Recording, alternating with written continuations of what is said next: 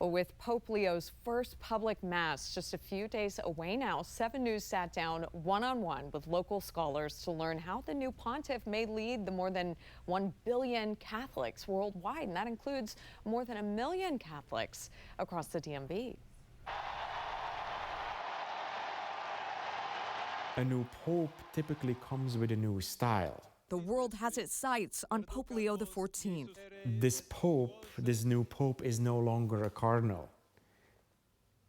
He is now in charge, and he has the supreme power in and over the church. The things he says, the way he behaves, the way he dresses, all of those things are going to give an indication of the direction for the church. Many wondering if Pope Leo could take after his predecessor, known for reaching out to those on the margins.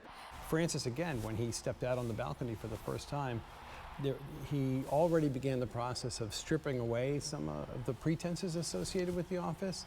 The next one could go in the entire opposite direction and indicate, look, part of what I'm doing here is returning to some practices that I think are important at this moment for the church. The Pope also bears worldwide responsibility to influence not just religious, but political conversations, as Catholic University professor Kurt Martens explains. What's going on the international scene with the war in Ukraine, the war in Israel and Palestine. The Pope speaks on behalf of Nigerian Catholics, on behalf of Vietnamese Catholics.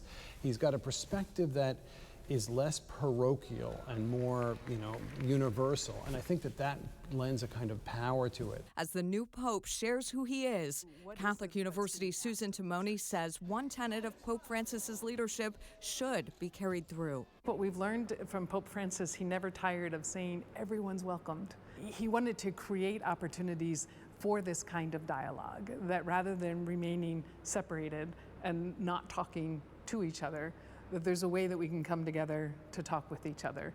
And so I think that this is what the church will want to continue, to be able to say, let's not be afraid to sit down and to pray and to think together about how best that we live out the gospel, given the questions that we're asking today.